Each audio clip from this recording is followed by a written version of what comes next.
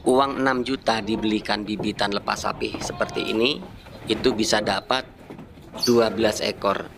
Tapi jika dibelikan indukan, maka hanya mendapatkan 3 atau 4 ekor. Jadi lebih banyak dibelikan yang seperti ini, lepas sapi atau lebih sedikit, kurang lebih di usia 3-4 bulan.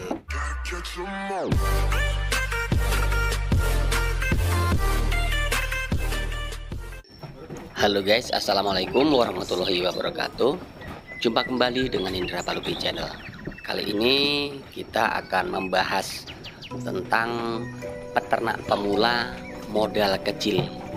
Jadi dengan bermodalkan 6 juta saja, bagaimana caranya bisa memiliki ternak yang banyak, kemudian bisa berkembang biak menjadi banyak pula. Nah, di sini akan saya bahas tata caranya. Jadi buat kalian yang baru bergabung dengan Indra Palupi Channel, silahkan bantu subscribe, like, comment, and share, tekan tombol loncengnya agar nanti saat saya upload video teman-teman bisa dapat notifikasinya gitu guys. Jadi buat pemula yang modalnya kecil 5-6 juta atau hanya 3 juta, bisa teman-teman memilih jenis bibitan seperti dalam video ini. Di dalam video ini, kenapa saya jadikan pilihan untuk teman-teman pemula? Karena di video ini harga bibitan seperti ini mulai dari 300 sampai 700 ribu. Nah, jadi kita pukul rata-rata saja, satu ekornya jatuhnya di 500 ribu rupiah. Karena ada yang 500, ada yang 600, ada yang 700, bahkan ada yang 300 ribu rupiah. Nah, per ekornya teman-teman, kalau kita globalkan saja, kita pukul rata, kambing jenis ini, jenis Jawa Randu dengan modal 500 rupiah atau 500 ribu rupiah. Nah, buat teman-teman, andaikan memiliki modal 6 juta, teman-teman sudah bisa mendapatkan bibit 12 ekor. Itu kalau harganya 500. Tapi kalau teman-teman memilih yang harga 300, maka akan lebih banyak lagi dapat bibitannya. Nah, dengan bibit yang di harga 500 ini kita pukul rata, ini andaikan kita pelihara di waktu 10 bulan, maka bahan bibitan darah ini atau lepas sapi ini, kambing sudah beranak atau sudah mulai kawin. Nah, itu teman-teman ya, kita pelihara 10 bulan. Nanti akan saya bandingkan dengan andaikan dibelikan bibitan. Kenapa saya anjurkan untuk beli bibitan yang di harga standar 500? Karena teman-teman andaikan mengalami kegagalan, teman-teman tidak terlalu banyak mengalami kerugian. Andaikan teman-teman mampu menguasai keadaan perjalanan peternakannya, teman-teman akan mendapatkan hasil yang tinggi, hasil yang melimpah ruah dengan keuntungan yang didapat. Kunci keberhasilan untuk beternak bagi pemula saat membeli bibitan yang masih kecil seperti ini, yang harus dilakukan yang pertama adalah pemberian obat cacing pada ternak. Nah, gitu teman-teman. Kemudian setelah 1 minggu, maka harus diberikan suntikan B kompleks atau vitamin. Tujuannya agar makan lebih lahap, lebih suka dengan makanan yang kita suguhkan, berbeda dari makanan yang di tempat asalnya. Lalu karena ini baru di kandang kita, sebaiknya diberi juga suntikan Wormectin anti parasit ya. Jadi anti parasit tujuannya untuk menghilangkan kutu ataupun skabies ataupun bakteri ataupun penyakit-penyakit yang dimana asalnya dulu membawa bakteri-bakteri ataupun penyakit teman-teman. Nah, itu tujuannya. Jadi Wormectin sangat bagus. Andaikan ada gudeg maka gudegnya rontok ya. Andaikan ada kutunya juga rontok, mati. Kemudian setelah 1 bulan diberi kembali obat cacing ya. Obat cacing ini bebas, mau yang paling murah sampai yang termahal. Di toko offline ada, online juga ada. Itu teman-teman. Jika 1 bulan tidak mengalami kendala apapun, artinya teman-teman di tahap awal sudah lolos dari kendala. Nah, teman-teman bisa memberikan pakan untuk selanjutnya bebas apa yang tersedia di tempat teman-teman. Untuk pakan sendiri, sebaiknya teman-teman hindari embun ya, hindari pakan yang berembun atau pakan yang terkena hujan. Contohnya, apabila teman-teman ngarit, daun singkong ataupun rumput masih terlalu pagi, sebaiknya dijemur dahulu atau dilayukan dahulu. Tujuannya untuk menghilangkan embun atau mematikan, kan andekan rumput mematikan telur ya, telur cacing yang ada dalam rumput tersebut. Itu tujuannya. Tapi yang aman lagi adalah memberikan jenis pakan silase, silase apapun bentuknya ya, atau silase apapun bahannya. Nah, itu teman-teman bisa lakukan.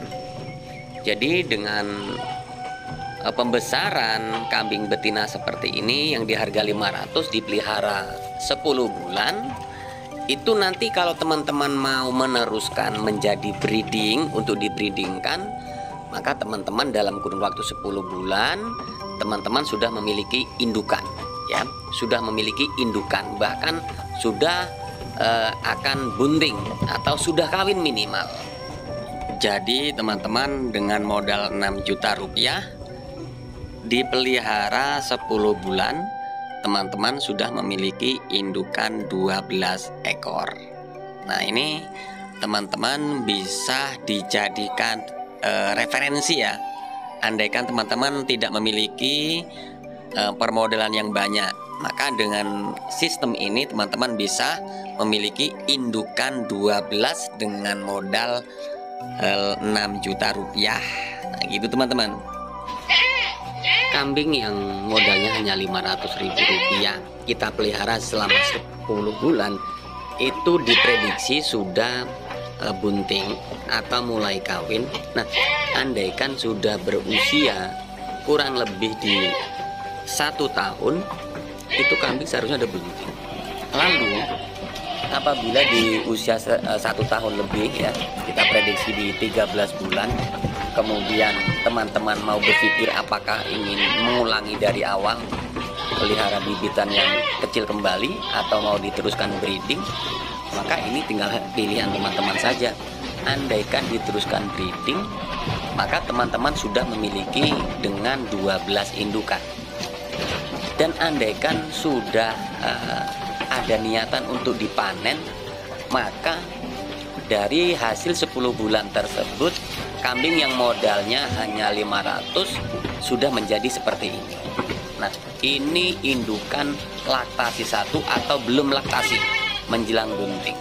Ini kalau dijual itu sudah di atas 12 ya. Bahkan ada yang sudah laku 14. Ini artinya selama 10 bulan dengan modal 500 teman-teman bisa mendapatkan 700 sampai 900.000 rupiah selama 10 bulan per ekornya teman-teman. Nah, untuk itu teman-teman bisa hitung-hitung sendiri, lebih menguntungkan pembesaran kambing betina dimulai dari nol kembali, atau sebaiknya diteruskan setelah kambing sudah dewasa akan kita breeding selamanya. Itu buat kalian bagi pemula ya. Nah, ini yang kita bahas adalah pemula yang hanya memiliki modal kecil.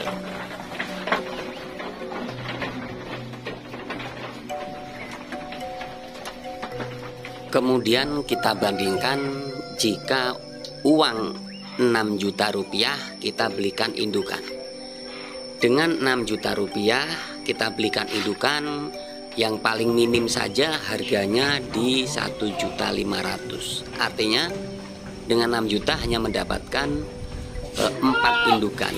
4 indukan ini apabila dipelihara 14 bulan, itu andaikan beranak 2 ekor saja, maka 2 kali beranak, maka masih mendapatkan 8 anakan.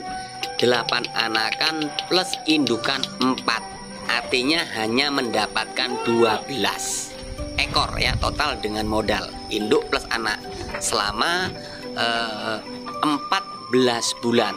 Nah, kalau yang tadi, yang cempe tadi di awal kita bahas, dapat 12 indukan siap ready, siap beranak. Kalau dibelikan indukan hanya mendapatkan 12 ekor di 14 bulan. Itu teman-teman. Jadi bisa bandingkan sendiri hasilnya seperti apa. Itu pun andaikan beranak 2 ekor hidup semua. Kalau masih mengalami kendala kematian ya mungkin akan lebih sedikit lagi hasilnya.